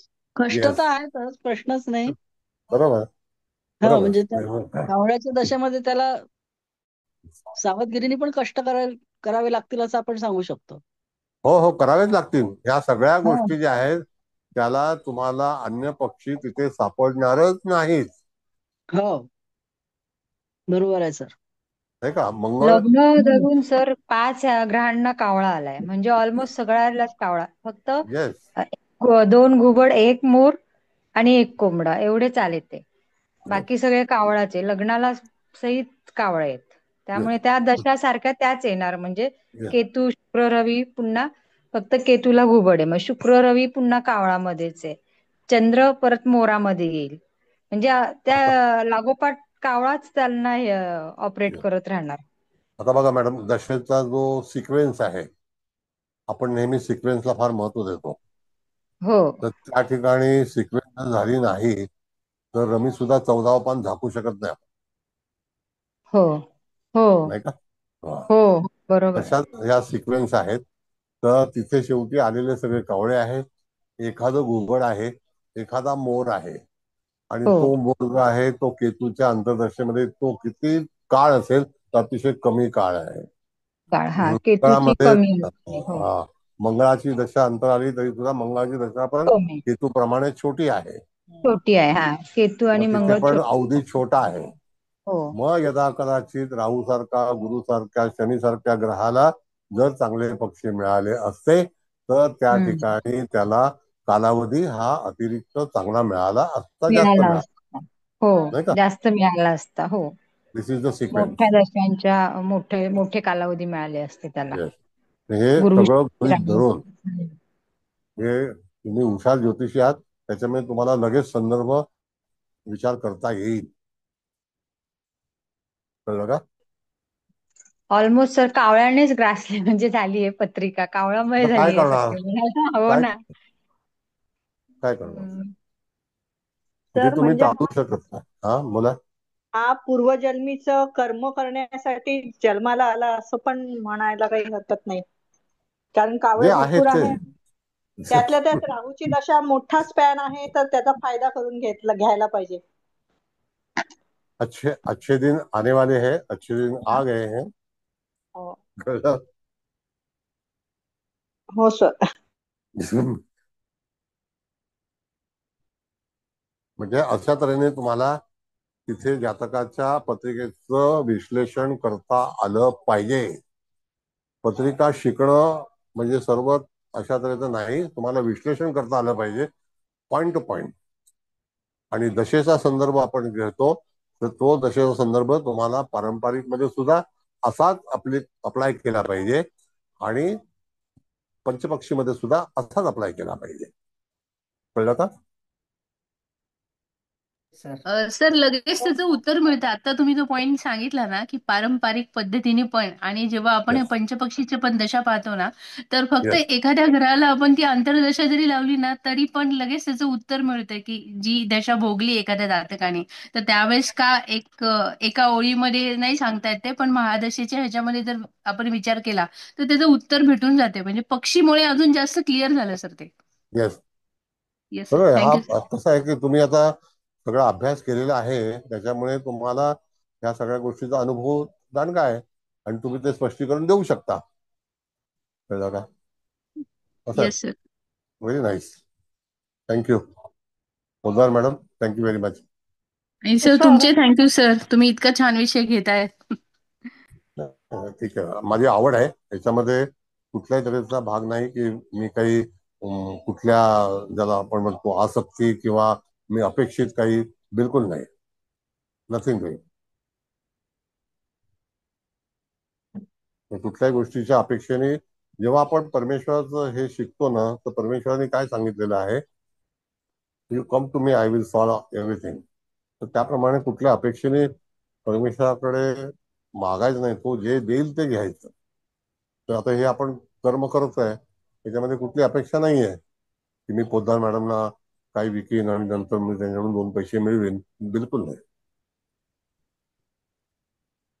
सर मी तर आपल्याकडे इतकी उशिरा जॉईन झाले आणि ह्या सगळ्यांपेक्षाही माझं ज्ञान 100% कमी आहे, पण तरी सुद्धा हे शिकताना मला समजतंय आणि खूप असं समाधान आणि आनंद वाटतोय पत्रिका बघताना. त्यामुळे खूप खूप धन्यवाद. तुमचे सुद्धा आशीर्वाद पाहिजेत ना, तुम्ही ज्येष्ठ आहात. माझे आशीर्वाद, एवढी ताकद आहे का माझ्यात? काही असो, तुम्ही शेवटी कसं आहे मॅडम, आशीर्वाद देते वेळेस सुद्धा अंतर्मन चांगलं हवं. नाही तो गुड लुक करून चालत नाही. पण ते मी तुम्हाला म्हणेन की मी कर्क राशीची आहे. मन माझं अतिशय स्वच्छ आहे, मी मान्य करीन. बघा असं आहे, मी कर्क राशीचा एक नमुना सांगतो तुम्हाला. तुम्ही जगामध्ये हवा आणि पाणी याला वेगळं करू शकत नाही. बरोबर आहे. हवा ही वाहतच राहणार, पाणी पण त्याला त्याला छेद जाऊ शकत नाही. हो पाणी हे असं आहे की त्याला तुम्ही वेगळं करू शकत नाही. ते पाण्यामध्ये तुम्ही छेदन क्रिया नाही आहे. बरोबर आहे. म्हणून तीर्थ हे जे आहे हम्म. आपण ग्रहण हो करतो, हो तर त्यावेळेला ती परमेश्वराच्या चरणावरती चरणामृत आहे. होय होय असं आहे. तर ते पाणी किती मौल्यवान आहे. पाण्याशिवाय आज 75% शरीरामध्ये पाणी आहे. होय होय बरोबर आहे. आणि हा शरीर सुकलं तर संपलंच. बोंबलासारखं शरीर होतं, बोंबील. खरंय खरंय खरं. त्या शरीराला कोण स्पर्श करत नाही. खरंय. आमच्या एक नातेवाईक होत्या, त्या आता वारल्या हा 5 महिन्यापूर्वी. हा आयुष्यात एवढा लोकांना त्रास दिला, एवढा त्रास दिला, एवढा त्रास दिला, शेवटी त्यांची देहयष्टी मॅडम हा बकरीच्या पाया एवढी झाली. ऐ ग त्यांना सांगितलं होतं. ते आणि त्यांचे मिस्टर अख्ख्या कुटुंबाला छळले.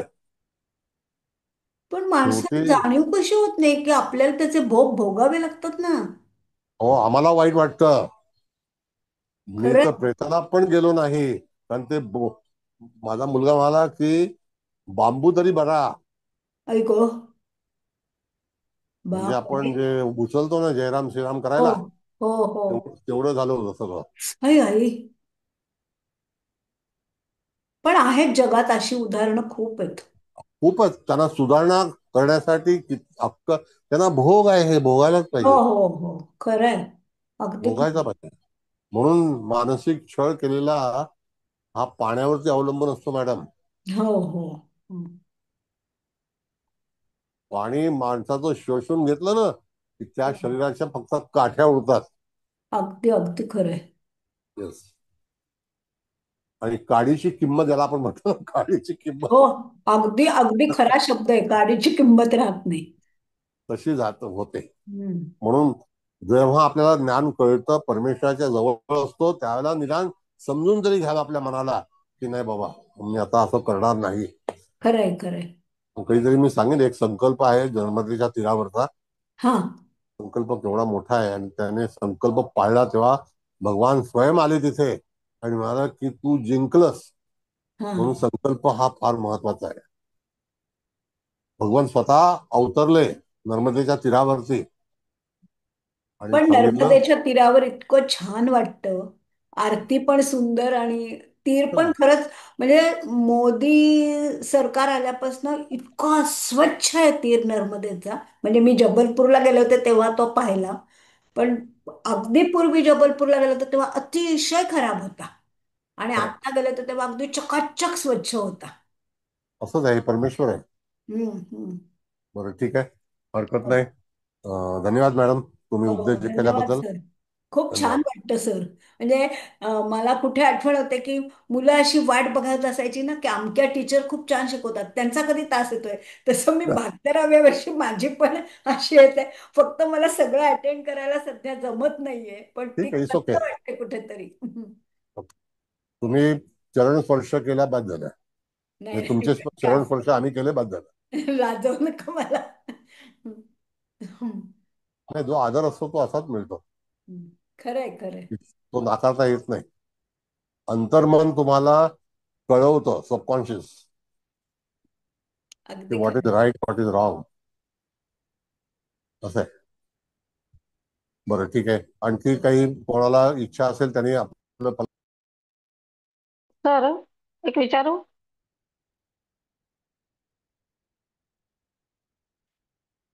कुलकर्णी मॅडम थांबा, सर ना माझा बाहेर आवाज येत पडले. नाहीये काय? नाही ऐका ना, ओके तुमचा ओके. आवाज हा येतोय, हा सर बाहेर पडलेत, येतील, थांबा. हा हा.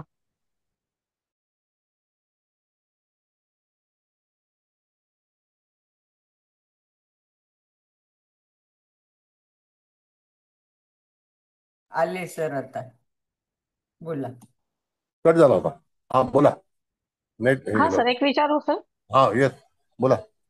जातकाचा समजा आता घरासंबंधीचा प्रश्न आहे, असं आपण महादशेच्या ह्या अंतर्गत सोडवायचा विचार केला तर आता मंगळाची महादशा आपण म्हटलं की त्याला चांगली जाऊ शकते बाकीच्या तुलनेमध्ये. तर घराचा संबंधीचा प्रश्न आला असता तर त्याला तोपर्यंत वाट बघावी लागली असती असं म्हणायचं का अंतर्दशेचा पण विचार मग इथे घ्यायला पाहिजे होता? नाही बघा, आता असं कारण आहे तो मॅडम. काळ हा ओके फाईन. आता बघा असं आहे की ज्या वेळेला आपण मंगळाचा किंवा चांगल्या पक्षाचा विचार करू आणि हा रिलेटेड चतुर्थ स्थान म्हणजे प्रॉपर्टी विकत घेणे. आता बरोबर. हो. पहिली गोष्ट, तुमच्याकडे कोणी आलं तर हा पहिला त्याच्या खिशेमध्ये पैसे आहेत का, अर्थातच. हो. त्याची त्याची व्यवस्था ताकद आहे असेल का? घर घेण्याची तरच. हो, नक्कीच Yes. आहे. हा, मग त्यांना पहिला असं विचारा, तुमची इच्छाशक्ती आणि पैसे शक्ती आहे का, अर्थशक्ती. हा एक बरोबर. भाग. होय. बरोबर. आणि किती झालं तरी सुद्धा त्या ठिकाणी तुम्हाला अशा वेळेला तुम्ही त्याचा फायदा घेऊ शकता. आणि त्या बरोबर. इन बिटवीन समजा एखाद्या वेळेला तुम्हाला घर हवंय आणि घ्यायचं आहे, तर हा हा कालावधी तुमच्यासाठी निश्चित लागू पडतोय. आणि त्यावेळेला तिथे शासकीय घर असं आपण जर विचार केला हा तर त्या तर ठिकाणी शनीचा तुम्हाला विचार करणं गरजेचं आहे ना? शनीचा आणि कावळा कावळा. हो. बर. शासन, अच्छा. बरोबर आहे. बरोबर. मग बरोबर. त्यावेळेला हो. विचार करणं गरजेचं आहे. दुसरी गोष्ट तुम्हाला सांगतो की आता वाशीमध्ये 18 मजल्याच्या बिल्डिंग रिकाम्या पडल्यात सिडकोच्या. बापरे. बर. आणि फर्स्ट कम फर्स्ट सर्व या आधारावरती विक्री चालू आहे. बर. खारघर, सीबीडी बेलापूर इथे हा फ्लॅट हा आणि अतिशय चांगल्या म्हणजे 3,000 का 4,000 रुपये पर स्क्वेअर फीटच्या त्याच्यातून आहे. अच्छा. आता ही जर पूर्वकल्पना दिली तुम्हाला, हो हो हो. त्या ठिकाणी असं बरोबर. हे होऊ शकतं. अच्छा. मग तुम्ही ज्योतिषी म्हणून थोडासा आढावा घेऊन त्या माणसाला सांगू शकता किंवा सरकारी शासकीय घरामध्ये तुला प्रयत्न करायला हरकत नाही. हरकत पण नाही. ओके. तजवीज फार महत्वाची आहे. बरोबर. कळलं? बरोबर. अगदी पारंपरिक नुसार गोचरीने सुद्धा जरी चतुर्थात शनी आला तरी सुद्धा आपण त्यावेळेला म्हणजे म्हाडाच्या घराची लॉटरी लागेल वगैरे असंही आपण सुचवू शकतो. तसा विचार हो इथे पण हो. आपण करू शकतो ना येस सर? Yes yes. पण दाम करे काम. हा. हो, अर्थातच सर. हो. धन्यवाद सर. मी तुम्हाला तो शासन जर आपल्यावरती कृपादृष्टी असेल, आपले मनोज गायकवाड आलेले नाही, तर गायकवाड साहेबांना विलासराव देशमुखांनी फ्लॅट गिफ्ट दिला घोडबंदर रोडला. ते अच्छा. शासकीय सेवेमध्ये होते आणि विलासरावांचे एकदम पक्के दोस्त. तेव्हा त्यांनी एक्सटेन्शन किती वर्षाचं द्यावं, 4 वर्षाचं एक्सटेन्शन दिलं वा. रिटायर झाल्यानंतर. ते म्हणले मला तुम्ही पाहिजेच. विलासराव केंद्रात गेले तरी सुद्धा सरकारमध्ये होते. हो आणि हो. जाताना म्हणाले की तुला एक फ्लॅट चांगल्यापैकी देतो. शासकीय कोट्यातून 10% रक्कम भरायला त्यांना हे दिलं. हे नशीब असतं. अच्छा. हो ना सर. असं आहे.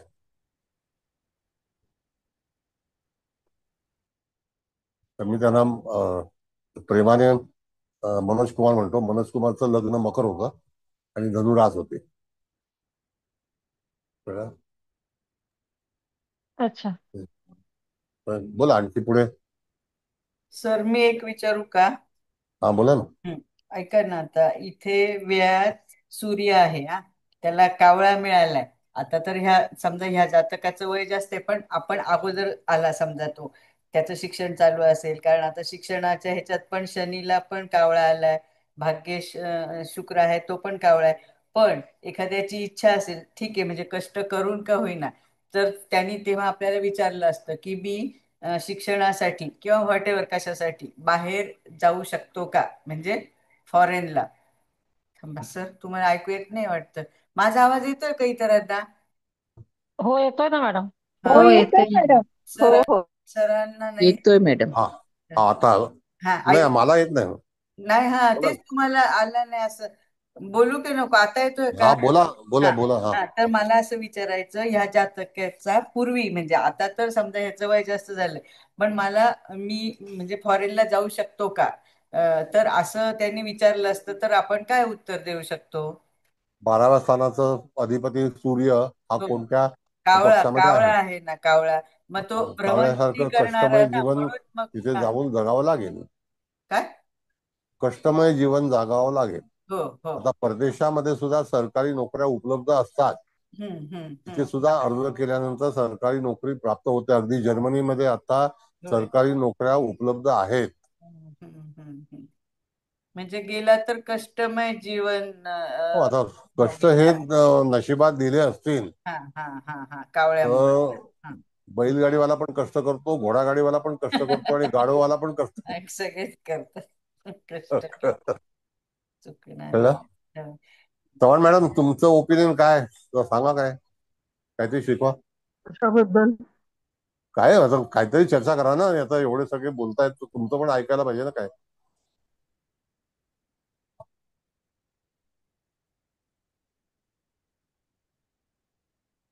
तर ह्याच्याबद्दल कावळ्याबद्दल सांगितलं ना तुम्ही, सगळे ग्रह कावळ्याच्या ह्याच्यात आहेत.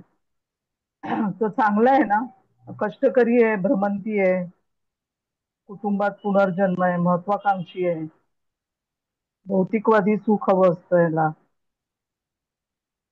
एक इच्छा पूर्ण झाली तर दुसरी इच्छा मनात जास्त येते किंवा जास्त झोप आवडते. जसं जे शनीचं कारकत्व आहे तेच सांगायचं ना. नाही, तुमचं म्हणणं, माझं म्हणणं असं आहे, ते तो सांगायचं, पण तुम्ही फलादेश किंवा प्रश्न विचारा, प्रतिप्रश्न विचारा.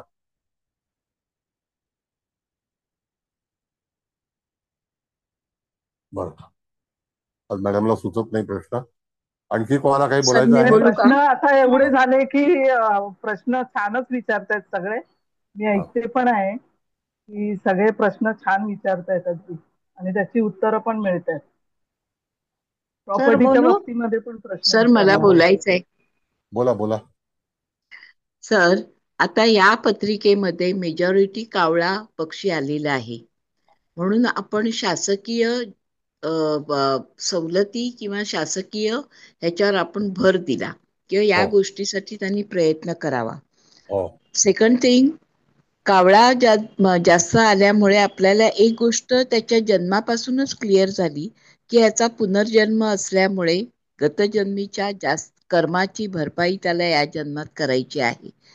शनी हा त्या कावळ्याचा हे असल्यामुळे, ग्रह असल्यामुळे, या व्यक्तीला महादेवाची उपासना ही सर्वार्थाने करणं हे जास्त श्रेयस्कर ठरेल, हे सुद्धा आपल्याला इथे सांगता येईल.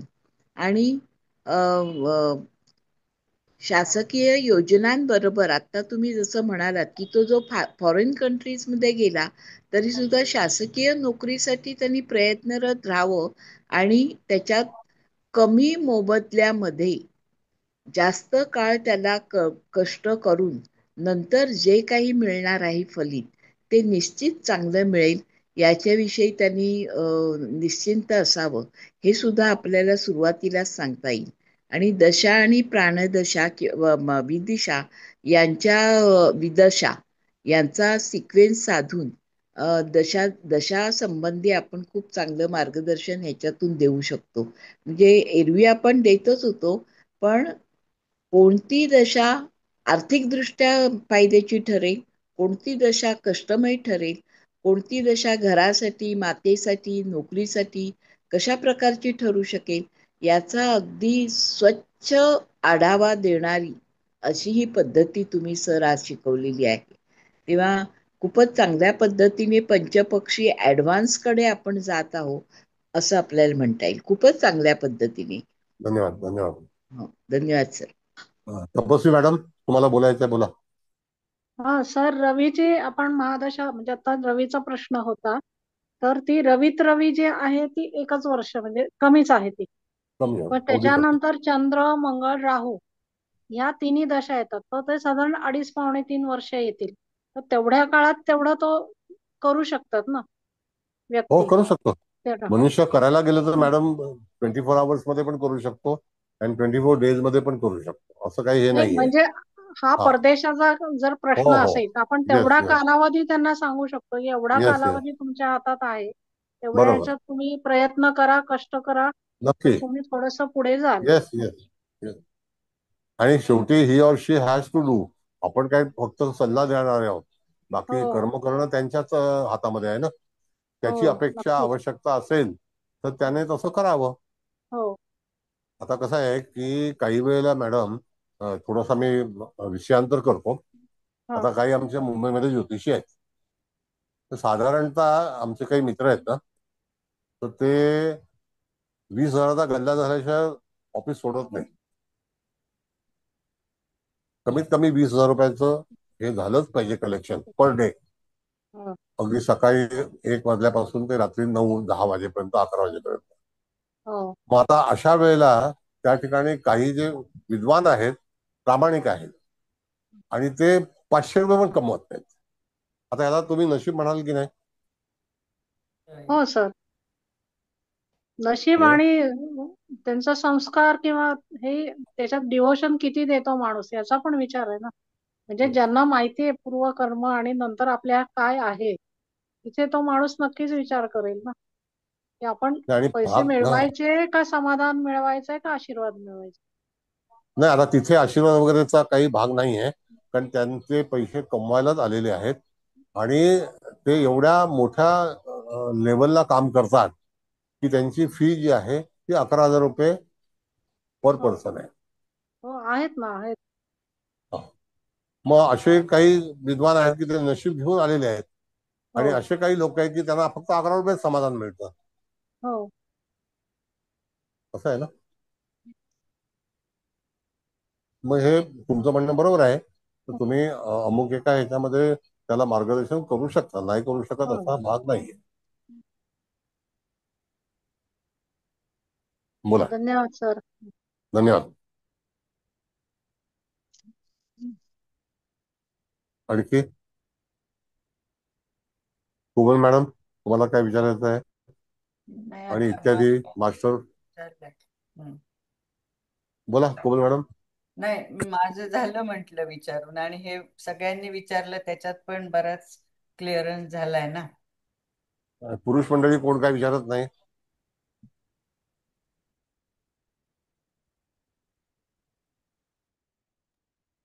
बोला. कुठे गीता मॅडम, बोला. अरे त्या आल्या होत्या ना, गेल्या काय?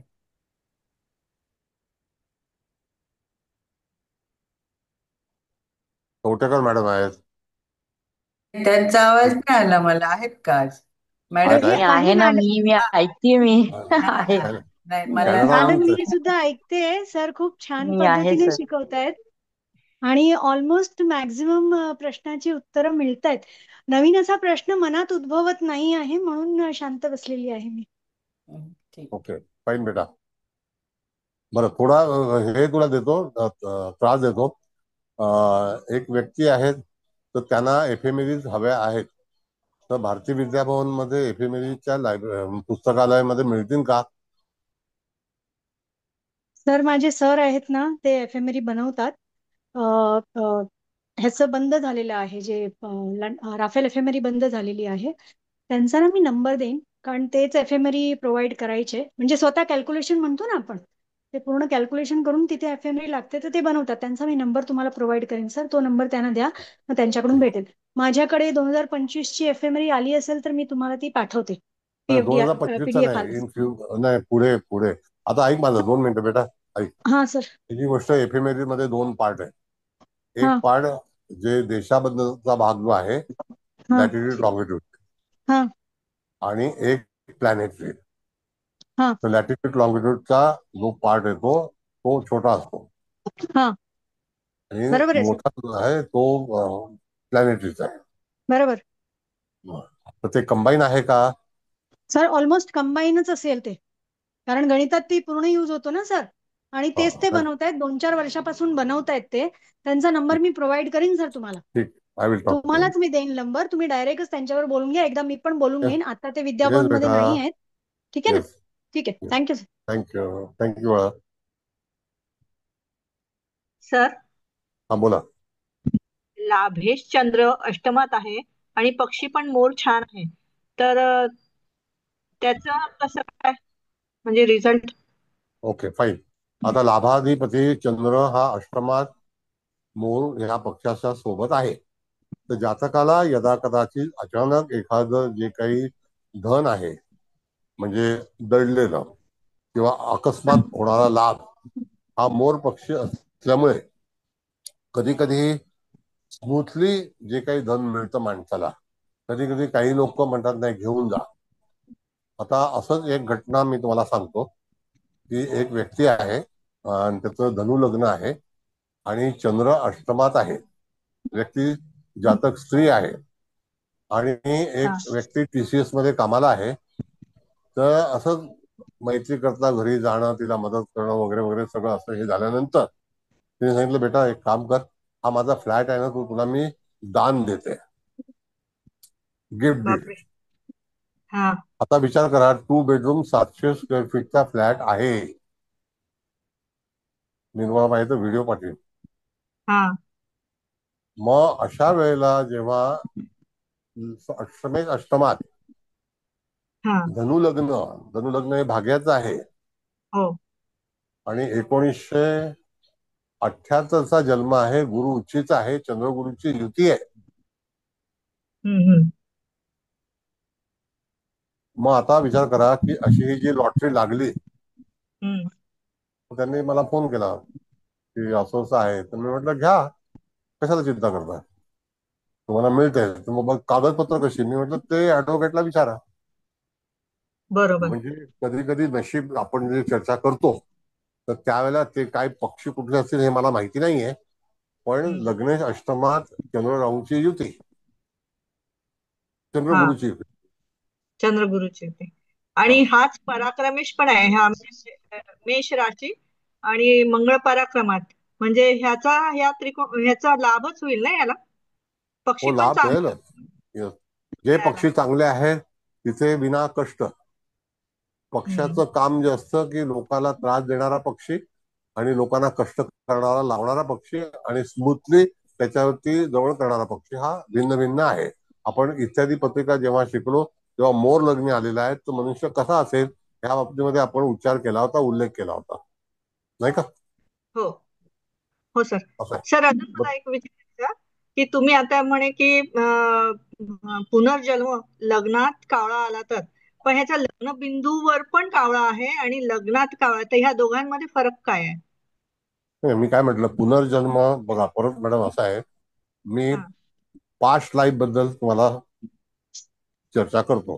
त्या दिवशी मी आकाशीचं लेक्चर दिलं होतं, माहिती ना तुम्हाला? होतात तुम्ही? हो होते. काय होतं रिप्लाय तुमचं? कसं वाटलं? Your opinion? चांगलं आहे ना. आकाशी तुम्ही जसं द्याल तसं घ्याल, असं मला त्याचं फील आलं. म्हणजे तुम्ही जे विचार कराल ते तुम्हाला मिळेल. नाही तसं नाही, म्हणजे तुम्हाला लेक्चर आवडलं का नाही आवडलं? हो आवडलं सर. ठीक आहे. आता प्रश्न काय आहे की जातकाच्या जीवनामध्ये मागचा जन्म, असं तुमचं म्हणणं आहे, तर मागचा जन्म आयडेंटिफाय करताना तुमच्या जीवनामध्ये तुम्ही केलेलं कर्म हे आपल्याला प्रथम स्तरावरतीच पाहायला हवं. मग कधी कधी एखादी व्यक्ती जन्माला येते, त्या ठिकाणी लग्नी केतू असेल तर लहानपण आजारामध्ये जातं, बरेचसे काही प्रश्न निर्माण होतात. मग असे अकॉर्डिंग टू प्लॅनेट तुम्हाला मागील जन्माचं फलित आता तुम्हाला मिळत आहे, तर ते त्याच्यावरती विचार करायचं असतं.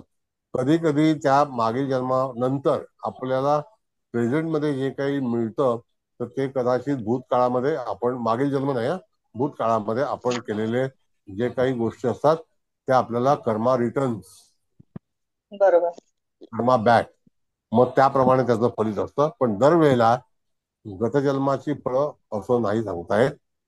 इथे पूर्व कर्मानुसार हा शब्द, हे वाक्य आपल्या ऋषीमुनींनी सांगितलेलं आहे, इथे पूर्व कर्मानुसार.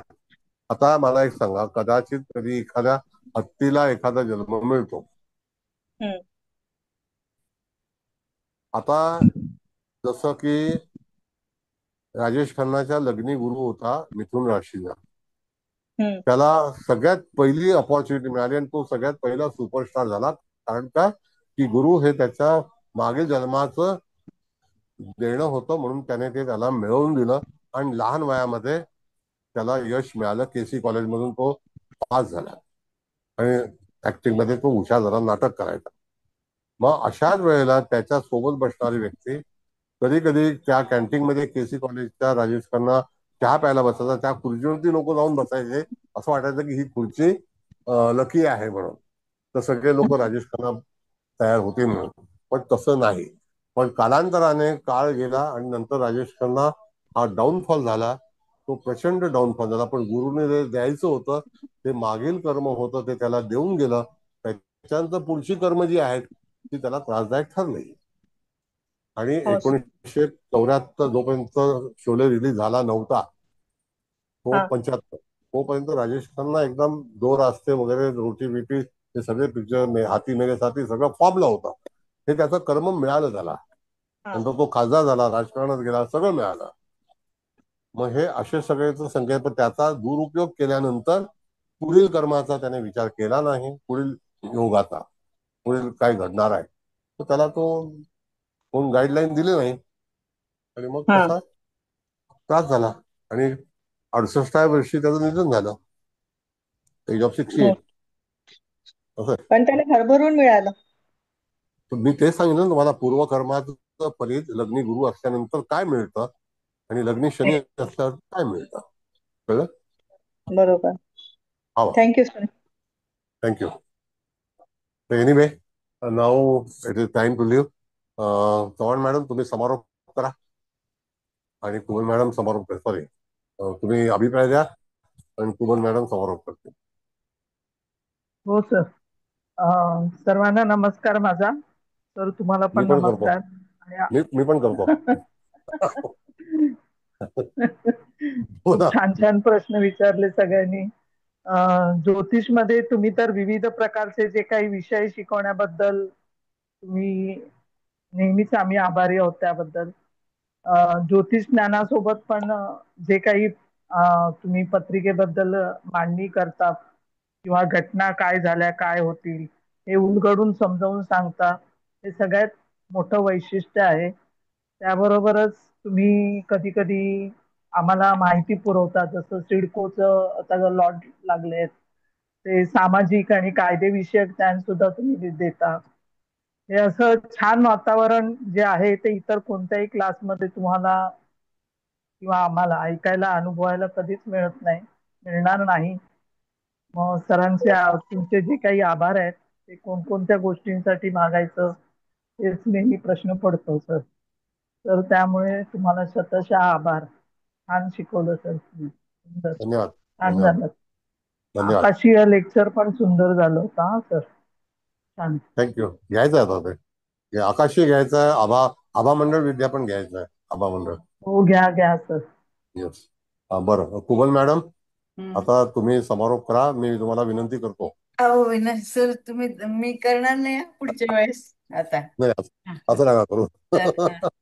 मग तुम्ही विनंती नका ना म्हणू. त्या ठीक आहे. आकाशी madam I am sorry. Senior आहे. नाही ना एवढी अजून, म्हणजे कुठल्याच बाबतीत नाही ना, अभ्यासाच्या बाबतीत ना वयाच्या बाबतीत, म्हणजे तुमच्याशी कम्पेअर केलं तर त्यामुळे चला ठीक आहे.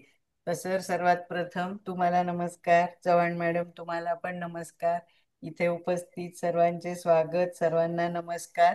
आणि आपण सगळ्यांनी ज्याने त्याने आपापल्या मित्रमैत्रिणींना पण सांगा, सरांनी अतिशय सुंदर, म्हणजे आपण आतापर्यंत ह्या महादशा पारंपरिक मध्ये शिकलो आहोत, पण पारंपरिक प्लस हे पंचपक्षीच्या महादशा, म्हणजे आज तर एकच. आवाज गेला मॅडम तुमचा?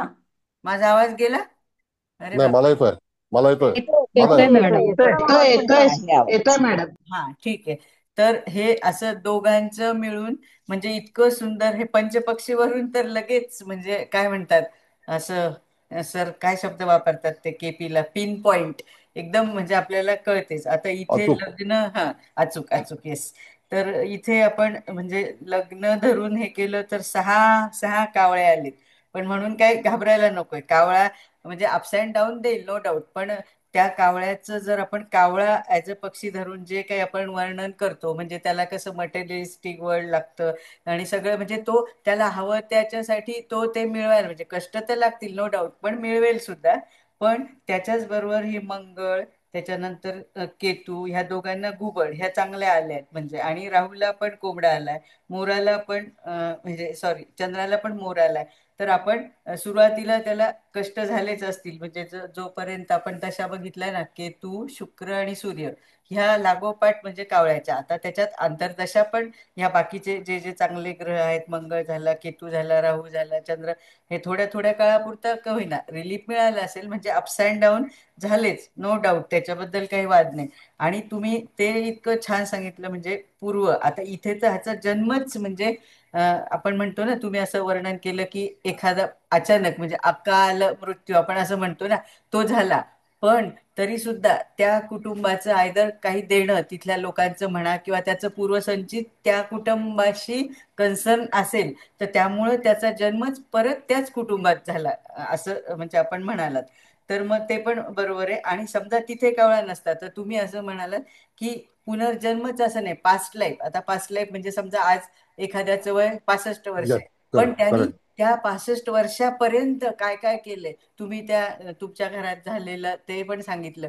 म्हणजे शेवटला कसं, म्हणजे आपल्याला, आपण म्हणजे मी हे थोडं जास्त बोलत असेल, पुढे बोलते, चांगलंच करायला हवं, म्हणजे अवतीभोवती बघून. आणि ऍज अ ऍस्ट्रॉलॉजर पण, कारण शेवटी आपल्याला हे कळतं, आपण इतरांच्या पत्रिका वाचतो, मग आपण आपली पण पत्रिका आपल्याला वाचता यायला हवी, की आपण चांगलंच करायचं. मे बी मागच्या म्हणजे आतापर्यंत चुका झाल्या असतील, कारण आपण म्हणतो ना टू म्हणजे माणूस चुका करतो, पण ठीक आहे ना, चुका केल्यानंतर त्या सुधारायला पण आपणच हव्यात ना. कारण जेव्हा आपण त्या मान्य करू की हे माझ्याकडनं चुकलंय, तरच ती चूक सुधारली जाईल. अदरवाईज द बेस्ट नो, मग कुछ नाही, सगळं संपलंच मग. तर असं करायला, तर ऍटलिस्ट आपण सगळ्यांनी आपल्या म्हणजे इतरांना तर देऊच, पण आधी आपलं आत्मपरीक्षण करून आपला पास्ट कसा आहे तो आपल्याला सुधारायला चान्स आहे, तर तो सुधारायचा, एवढं मला सांगायचं होतं. आणि मग बाकी तर छानच, म्हणजे आता ते आपण बघितलंच, म्हणजे केतू, शुक्र आणि सूर्य या दशा त्याला थोडे अप्स अँड डाऊन, म्हणजे जेव्हा मंगळ वगैरे हे चांगले म्हणजे चांगले पक्षी मिळालेल्या त्या चांगल्या पण जातील, पण नंतर म्हणजे चंद्र आणि मंगळ आणि राहू इथे पण हे कावळ्यावाले म्हणजे ग्रहांच्या दशा अंतर्दशा येतील, नो डाऊट. पण इथे त्याला इथपासून त्याला रिलीफ आहे. मग परत पुढे गुरु, शनी, बुध हे पण कावळ्यातच आहे, पण तिथे पण थोडं म्हणजे सगळंच वाईट असं नाही, जसं इथे चांगलं आहे तसं तिथे पण काही चांगलं काही वाईट. आणि इतकं सुंदर सगळ्यांनी प्रश्न पण सर खूप छान विचारलेत. म्हणजे तुम्ही जे आम्हाला देत आहात, आता मी सारखं सारखं फ्री देत आहात, तुम्हाला आवडत नाही असं म्हटलेलं, पण तरी सुद्धा सगळेजण इतकं म्हणजे छान अभ्यास करून त्याचं म्हणजे तुम्हाला कधीही आमच्या कोणाही मुळे असं म्हणजे खाली बघण्याची वेळ नाही येणार, हे मी माझ्याकडून सगळ्यांतर्फे अगदी तुम्हाला आश्वासन देते. कारण तुम्ही शिकवताच इतकं चांगलं आणि सगळे अभ्यास पण खूप छान करताय. अप्रतिम म्हणजे माझ्याकडे शब्दच नाहीये. तुम्ही ही मला इतकं म्हणजे डोकं चक्रावून गेलं होतं. मला तर खूप आवडतंय पंचपक्षी, पण सर आज काय शिकवणार असतील बरं?